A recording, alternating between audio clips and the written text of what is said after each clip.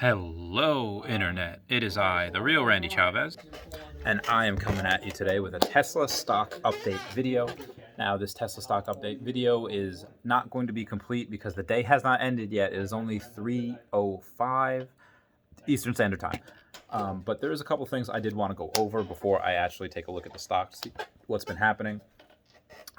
We are pretty sure now that Tesla can build any new Gigafactory it wants inside of 10 months.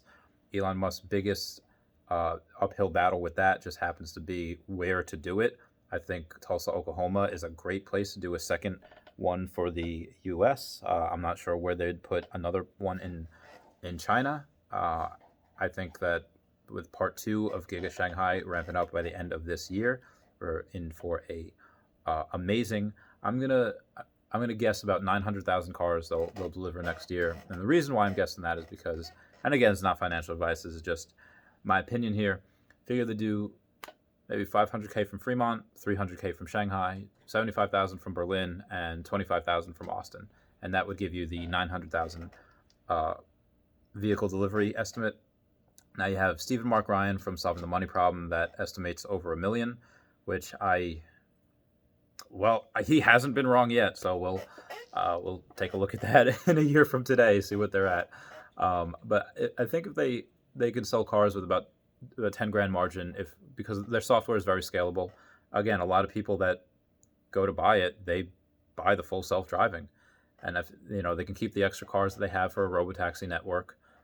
They have skill in building factories. They have skill in manufacturing. The Cybertruck will be very cheap to do due to the casting machine and being very few parts. They're wonderfully vertically integrated, and they have skill in vehicle making. So you have the trifecta there of why I think they're just going to be a huge success over the next couple of years. Why I'm not selling, even at 650 I wasn't selling. I don't think I will sell any of mine probably until 2030 at this point. People also hate dealerships. Fossil fuel companies lack. They have over-the-air software updates. That's what they don't have with fossil fuel companies. Tesla's been doing that for years now. Most of them are burdened with debt. Like Volkswagen, yeah, they got a lot of money in the bank, but they also have 70 billion in debt. Same with Ford. They have the best pickup truck in the world, or the highest selling pickup truck in the world, but 150 billion in debt. I think a lot of what you're going to see over the next few years is that all of these car companies that cannot acclimate and they cannot do transition fast enough are either going to go under or they're going to merge. Because they lack in that vertical integration. They're not all in on full self-driving. They have those Dieselgate scandals. They have high maintenance costs for their vehicles, where Tesla's maintenance costs are, unless you blow out a tire, or unless something has a electromagnet where they're going to mess up the computer system. You don't have to get oil changes. You have brakes and tires. That's pretty much it. I mean, you also have the environmental and social aspects, the fact that Tesla's an underdog people like.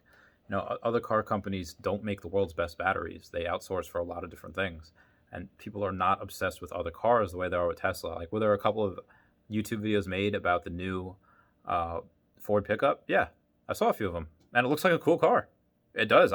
If someone were to give me that car, I'd be like, thanks. This is great. But I'm not pumped to get it. I'm not pumped to spend $70,000 on a vehicle that specs are not nearly as good as Tesla Cybertrucks. I mean, yeah, my business partner, Dan, is, one of his kids wants a Tesla, and she's like 12. She's like, oh, Teslas are awesome. They have kids. Like, that's the idea, that you just have to, you have younger people already, a bunch of people that are nerds and outcasts that love Elon, and you get kids that are obsessed with it. It's in video games. Like, Tesla's in a bunch of video games, and, when they start doing a million vehicles a year, which could potentially be next year, and they have 10K profit margin from that, that's $10 billion a year in revenue. Now, again, I don't think they'll have that right away. It'll probably be $5,000, profit margin per car. But still, it's an extra $5 billion a year. So I'm going to take a look at the stock, and I will show you my reaction. Oh, here it is.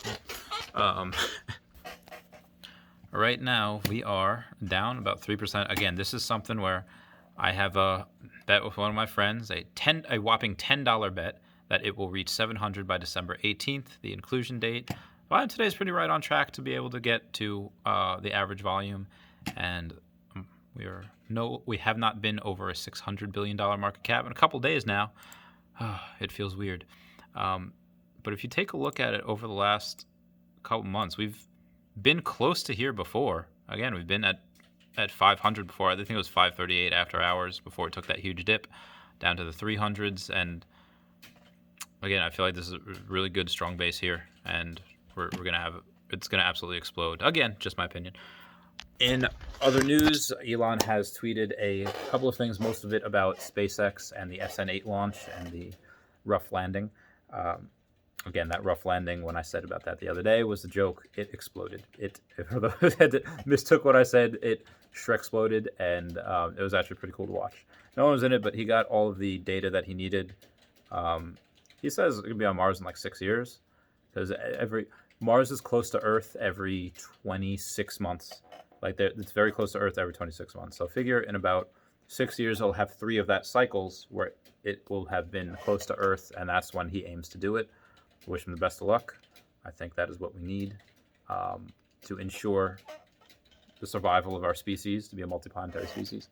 So anyway, guys, that's it for me. Please comment, like, and subscribe. Comments are good for the YouTube algorithm. I love you all. Bye.